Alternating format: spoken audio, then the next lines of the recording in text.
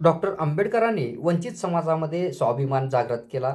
DI. Gaikwad, मुरुम. तारीख 14 April Bharat Ratna doctor Babasaheb Ambedkar जयंतीनिमित्त मुरुम शहरातील विश्वरत्न डॉक्टर बाबासाहेब आंबेडकर चौकात बाबासाहेबांचा पूर्णाकृती पुतळा, परिसरातील आनंदनगर येथील माता रमाई आंबेडकर चौकात अर्धाकृती पुतळ्याची स्थापना करण्यात आली आहे.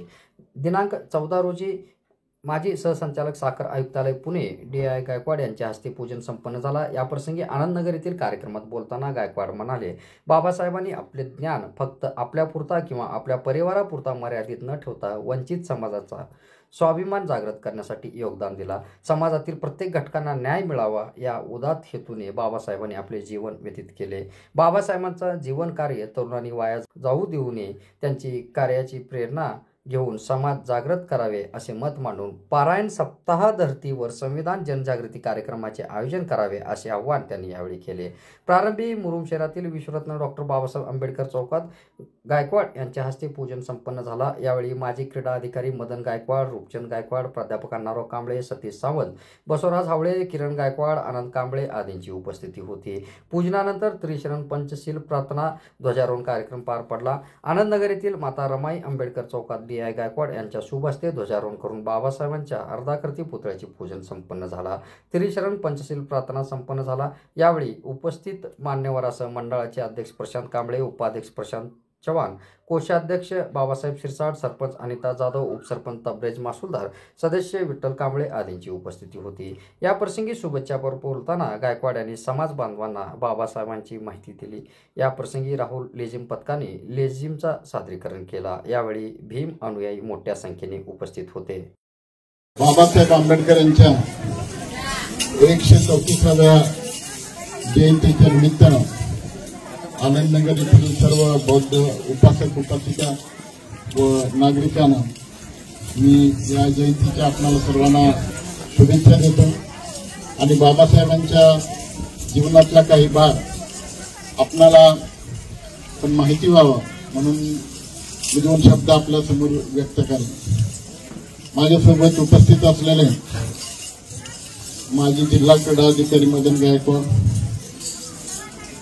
डॉक्टर बाबासाहेब आंबेडकर वाचनालयाचे अध्यक्ष रूपचंद गायकवाड, सचिव अण्णाराव गायकवाड आणि इथले उपस्थित असलेले सर्व पंच आणि या आनंदनगरच्या सरपंच, आपल्याला सर्वांना माहिती आहे बाबासाहेबांचा जो जीवनपट आहे तो या जगाला आश्चर्यकारक करण्यासारखा आहे. बाबासाहेब एक आदर्श विद्यार्थी होते. 1935ला प्रॉब्लेम ऑफ रुपी या ग्रंथावरून या देशाची रिझर्व्ह बँक ऑफ इंडियाची स्थापना झालेली आहे. या देशामध्ये जे संविधान आपणाला बाबासाहेबांच्या माध्यमातून मिळालेलं आहे त्या संविधानाच्या माध्यमातूनच आपणाला जी समानता आहे, न्याय आहे, बंधुता आहे, एकमेकाला सर्वांना समान हक्क आहे. आपण कुठलीही गोष्ट करत असताना जातीच्या, धर्माच्या, या बाबतीमध्ये कुठलाही भेदभाव केला जात नाही. ते निश्चितच बाबासाहेबांचे रूप आहे. आपण या आनंदनगर नगरीमध्ये जे महिला सरपंच आहे त्या महिला सरपंचापासून ते या देशाच्या राष्ट्रपती या सुद्धा महिला आहेत. त्याचं प्रामुख्यानं जर महत्व जर बघितलं तर ते बाबासाहेबांच्या घटनेमध्ये किंवा संविधानामध्येच आहे. आणि हे साध्य करण्यासाठी बाबासाहेब जे अपरिमित कष्ट केलेले आहे. शाळेच्या बाहेर बसून त्यांनी शिक्षण घेतलेलं आहे आणि कुठलंही सामाजिक आणि राजकीय कार्य करण्याच्या अगोदर त्यांनी स्वतः पूर्ण शिक्षण घेऊन ज्या शिक्षणाला 8-8 वर्ष परदेशामध्ये लागत होते तिथं 2.5 ते 3.5 वर्षामध्ये त्यांनी त्यांचं जे शिक्षण आहे ते बडोद्याचे सयाजी गायकवाड यांच्या मदतीने चालू होतं, काही राजर्षी शाहू महाराजांच्या मदतीने चालू होतं. तर हे शिकत असताना त्या काळामध्ये कुठलाही अतिशय माणूस किंवा इतर समाजातला माणूस सुद्धा इतक्या विविध क्षेत्रातल्या डिग्र्या आणि ज्ञान संपादन देश विदेशामध्ये ज्ञान संपादून त्यांनी ते ज्ञान स्वतःपुरतं सीमित ठेवलं नाही. मी माझे घर, माझी बायको, माझे लेकरं ह्यापर्यंत मर्यादित न ठेवता जो वंचित समाज होता, जो मुकलेला समाज होता, त्या मुख्य समाजाला आवाज देण्याचं काम, त्या स्वाभिमान निर्माण करण्याचं काम डॉक्टर बाबासाहेब आंबेडकरांनी केलं. आणि मग आपण ही जयंती साजरी करत असताना त्यांच्या विचारांचा मागोवा घेणं आपल्याला आवश्यक आहे. आणि ते ज्या पद्धतीनं त्यांनी विचार व्यक्त केले त्याच पद्धतीनं आपण आपल्या येणाऱ्या पिढ्यामध्ये सुद्धा तशा पद्धतीचा विचार निर्माण करून आपल्यामधून सुद्धा बाबासाहेब एक महान असा समुद्र आहे, तर त्या समुद्रापर्यंत तर आपल्याला कुणाला जाता येणार नाही, पण त्यातले काही मोती जरी वेचण्याचा आपण प्रयत्न केला तर आपण आपल्या मुलाबाळांच्या माध्यमातून त्यांना चांगल्या पद्धतीचं शिक्षण देऊन त्यांच्या स्वाभिमान निर्माण करून त्यांचं जीवन सुद्धा आपलं जीवन जरी कष्टात गेलं तरी आपण त्यांना त्यांच्या रूपानं त्यांच्या माध्यमातून बाबासाहेबांचा विचार आपण सगळ्यांमध्ये रुजवणं हेच या जयंतीचं महत्वाचं काम आहे. आणि आपण हा विचाराचा जागा, विचाराचा जो धागा आहे तो आपल्यापर्यंत न ठेवता आपल्या समाजातीलच नाही तर इतर समाजातील सुद्धा लोकांना त्यांच्या बाबतीमध्ये आपण तो विचार त्यांच्यापर्यंत घेऊन गेला पाहिजे. बरेच लोकांना माहीतच नाही की बाबासाहेब फक्त दलितांसाठीच काम केलेलं आहे, पण बाबासाहेबांनी या देशाच्या जे वंचित होते, जे उपेक्षित होते, ज्यांना त्यांचा स्वतःचा आवाज नव्हता, मग ते महिला असतील, कामगार असतील, बाकीचे इतर ओबीसी मधला घटक असेल, त्या सगळ्यांच्यासाठी बाबासाहेबांनी संविधानाच्या माध्यमातून अतिशय महत्वाचं जे विचार स्वातंत्र्य आहे, ज्या आपल्याला न्याय बंधुताचे जे विचार आहे तो या माध्यमातून आपल्याला सर्वांना दिलेला आहे. आज आपण संविधानाचा अमृत महोत्सव साजरा करतो, तर तो संविधानाचा अमृत महोत्सव साजरा करत असताना किंवा संविधानाचा विचार करत असताना संविधान काय आहे, संविधानमध्ये आपण संविधान वाचलं पाहिजे. जसं अनेक ठिकाणी हरिभक्त परायण असतील किंवा आणखी कोणते वेगवेगळे कार्यक्रम असतील त्या पद्धतीनं आपल्याला या पुढील कालावधीमध्ये संविधानाचा जागर सुद्धा आपण करणं आवश्यक आहे. आणि त्या दृष्टिकोनातूनच आपल्याला आपले अधिकार काय आहेत, आपल्याला कर्तव्य काय आहेत आणि बाबासाहेबांची किती मोठी देणगी आपल्याला भेटलेली आहे हे आपल्याला निश्चितपणे सर्व समाजामध्ये करण्यास वाव आहे. आणि तो प्रयत्न आपण या जयंतीच्या माध्यमातून आपण सर्वांनी करावा एवढंच मी या प्रसंगी बोलतो आणि आपल्याला पुन्हा एकदा शुभेच्छा देऊन मी माझे 2 शब्द संपवतो. जय भीम.